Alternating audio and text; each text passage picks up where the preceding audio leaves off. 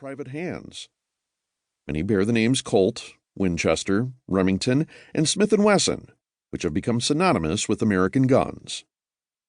But who were the men behind these names? They were more than just keen inventors and wily businessmen. They were among the founding fathers of American industry. They were visionaries, inspired by the pioneering spirit of their young nation, who ushered in an era of rapid-fire weaponry deadlier than the world had ever seen. By creating what some in the 21st century might call the assault weapons of their day, they also helped reunite a country divided while contributing to the bloodshed that reunification required. And they nurtured in the general public the seed of gun devotion, some would say obsession, that would divide the country again more than a century later. They drew on a unique brand of American individualism, part fiction, part reality, that promoted their wares to both soldier and everyman while forming the foundation of modern gun culture. In the process, these larger-than-life individuals who peddled their names as well as their products furthered a legacy of citizens venerating personal weaponry on the altar of their being, with liberty forged into the metal of the guns they possess. Unlike their predecessors, gun craftsmen who toiled in small shops for comparatively meager rewards, these men became industrial titans. They were the first Americans whose vast fortunes came from making firearms. Even the innovators, whose creations furthered the evolution of firepower, such as John Hall, creator of a breech-loading flintlock rifle, and Simeon North, a pistol maker who designed one of the first milling machines and contributed to the development of machine-made interchangeable parts, are all but forgotten, except by firearms historians. Not so with Colt, Winchester, Smith, Wesson, and Remington. Those names resound today, infused with the romance, mystique, and legend of the American gun. These gun barons did not rise to prominence alone.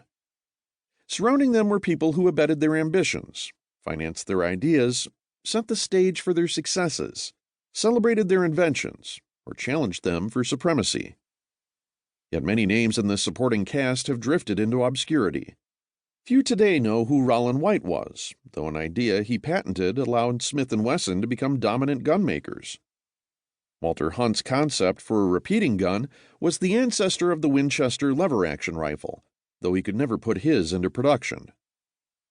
And while irrepressible Yankee inventor Christopher Minor Spencer's repeating rifle successfully challenged Winchesters in the marketplace and contributed to Union victory in the Civil War, the company bearing his name disappeared during peacetime, its name relegated to the past. Without Texas Ranger Samuel H. Walker's help in improving a revolver enough so that the U.S. government bought it for combat service in the Mexican-American War, Samuel Colt might not have risen from the failure he had earned.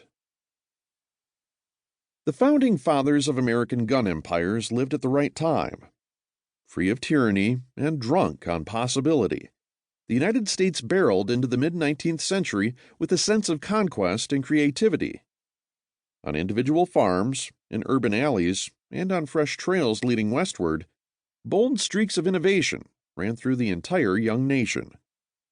It was an age of inventors, of tinkerers, of risk-takers. Thanks to Cyrus McCormick's Reaper, agriculture became more efficient and more profitable. In the South, Eli Whitney's cotton gin enhanced plantation wealth and fed the demand for slaves. Samuel F.B. Morse's telegraph made possible instant communication over great distance, a precious asset for a country poised to sprawl over a continent. The Erie Canal, by connecting the Great Lakes to the Hudson River, pulled the frontier closer to the eastern seaboard.